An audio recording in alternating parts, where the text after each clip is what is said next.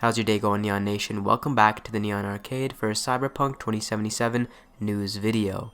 Today we're going to be talking about some big moves that CD PROJEKT RED has made within their workforce, how it relates to another studio in Blizzard Entertainment, new hires and potential hires for CD PROJEKT RED, soundtrack details, some countdown to the dark future tidbits, including cyberware for animals, Trauma Team, and the people of Night City.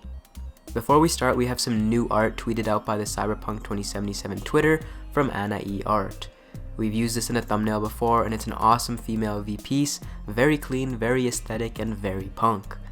We also have our first fan art piece by someone who reached out to me via Instagram, so big ups on this artwork, which features the Neon Arcade. This was done in Terraria with no stencil, and it's packed with Cyberpunk, Witcher, and other game references. Pause this video and see how many you can find, and drop a comment and let me know what you spotted. Rounding out the art pieces, we have this amazing Cyberpunk Serie cosplay from Vizilio, and it's absolutely sick. I know we've all but debunked Serie being in Cyberpunk 2077, but this is still a really well done cosplay, so we had to give it some airtime. First up in this news episode, we have new details when it comes to CD PROJEKT RED staff.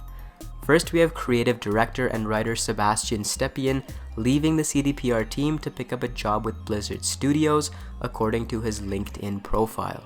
Sebastian worked on The Witcher 3 and Cyberpunk 2077, with his role in Cyberpunk 2077 being a narrative and setting director.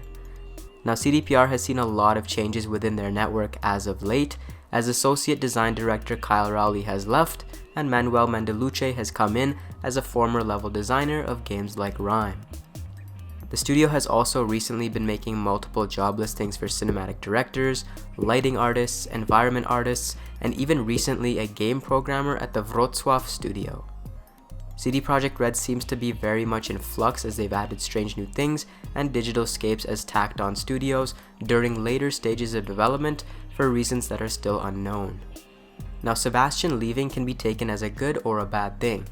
In one sense, we know his role on Cyberpunk 2077 is done, and that being a big chunk in the writing and creative direction means that we can forecast the game is moving along nicely. This, along with some of the other details we know in that the game is playable from start to finish and they just need to polish and squash bugs, is good news. In another sense, it kind of puts the future of the franchise in the hands of new people coming into CD PROJEKT RED, which again can be good or bad. Sebastian has spent the better part of 13 years at CD PROJEKT RED, and while we can forecast all we want about how Blizzard gave him a better deal, or he was burnt out from his time at Red, at the end of the day we don't know because there's a variety of factors involved. The only thing that you can say about this is he's making a change to a different studio in Blizzard for a potentially big opportunity, so we wish him luck on that, and we hope that Cyberpunk 2077 is sufficiently done in his area of expertise and will impress the audience. Regarding other changes within the network, my thoughts are that they're future-proofing their staff with new add-ons, implementing these new pickups into DLCs, and even designating some of these on the multiplayer aspect, which is still in research and development and needs the additional firepower this new workforce can bring. If you guys are stressing out, don't, because this is normal and this doesn't necessarily mean that there are delays. In fact, CDPR employees have said that they're on track, presumably with their internal release date that they have set within the studio. Next, we have some soundtrack details via the CD PROJEKT RED and Cyberpunk 2077 forums. We have this via Marcin Mamet, who responded to a Cyberpunk 2077 soundtrack thread where people were posting songs that they thought would fit in the world of Cyberpunk 2077. Within the first few pages, Marcin responded to a poster who said, "I hope they take these into consideration," with the statement, "We will." Funny enough, he responded later with a lot of music that had been posted was off and that people would be surprised by what they're creating. I know a lot of people are expecting synthwave since it's almost quintessential cyberpunk, but again, the music will be created in-house. If you guys are unaware, synthwave is a genre of electronic music influenced by the 1980s, mostly from films and video games. Synthwave cover art generally features retrofuturism, which draws in a lot of elements of 1980s and 1990s sci-fi, like cyberpunk, and guys like Perturbator have kind of spearheaded the cyberpunk synthwave movement. We might get shades of synthwave, dubstep, or whatever else you guys are really craving from the soundtrack, but based upon similar sounds that they will have created in the CD PROJEKT RED studio. We know the music will be experimental in nature and offer both grimy and raw electronica and the punk and rebellious tones of songs from Johnny Silverhand and Samurai. Next, we have some awesome Countdown to the Dark Future episodes by Artalsorian Games, which expand our knowledge on the world of Cyberpunk in a short and concise write-up. Recently, they've had details about Trauma Team, the people of Night City, and cyberware. Keep in mind that these are from Cyberpunk 2020 and 2013, but they do have implications for 2077. In episode 16 of the Countdown, we get some information about Trauma Team. According to this, TT are headquartered in LA and have a workforce of 17,000 strong. Each unit consists of a senior medtech, driver, assistant, and 2 security officers. The Trauma Team travels in an AV-4 Urban Assault Aerodyne loaded with advanced medical technology, including a mobile cryo tank. Next, we have some pretty cool cyberware details in episode 27.